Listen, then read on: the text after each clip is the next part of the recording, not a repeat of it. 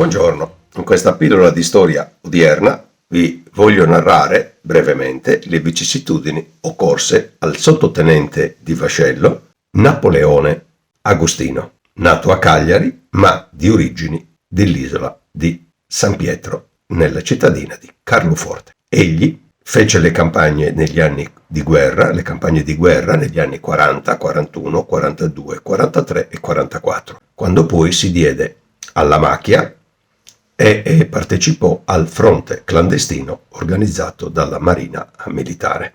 Quindi divenne un partigiano e infatti a lui gli è stata riconosciuta anche la qualifica di partigiano combattente. Fu catturato e dalle SS in Roma e portato alle fosse ardeatine, ma prima però passò nei terribili stabili situati in via Tasso, in cui praticamente la polizia di sicurezza che era dalla quale dipendeva la Gestapo praticamente lo torturò, lo seviziò per farsi dare i nomi dei suoi compagni, i luoghi dove lui abitava, dove potevano abitare, eccetera, eccetera.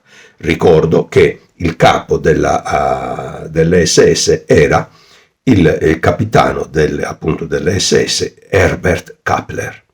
Poi, a seguito dell'attentato di Via Rasella, in cui morirono 33 soldati del battaglione Bozen, praticamente rastrellarono 335 cittadini italiani, molti presi dalle carceri di Regina Coeli oppure da Via Tasso, come toccò al nostro ufficiale, ripeto, della Regia Marina Militare col grado di sottotenente di vascello Napoleone Agostino, condotto assieme ad altri 2 sottotenenti e i suoi colleghi con i quali venne arrestato e furono trucidati alle fosse ardeatine. Tant'è vero che risulta dagli atti dei lavori dei medici che poi andarono per riconoscere i corpi e ricomporli e riconoscerli, egli fu ucciso con un colpo d'arma da fuoco esplosa dalla minima distanza del cranio, quindi possiamo immaginare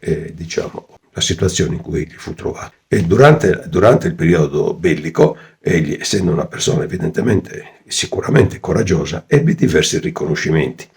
Per esempio ha avuto 2 croci di guerra e anche un encomio solenne in vita, chiaramente facendo la guerra, e da morto ha avuto la medaglia d'argento. Egli è un martire delle fosse ardeatine che è giusto ricordare. Ha consegnato la propria vita alla patria e la patria riconoscente lo ha definito martire appunto delle fosse ardeatine, riconoscendogli, ripeto, la medaglia d'argento al valor militare. Grazie dell'ascolto.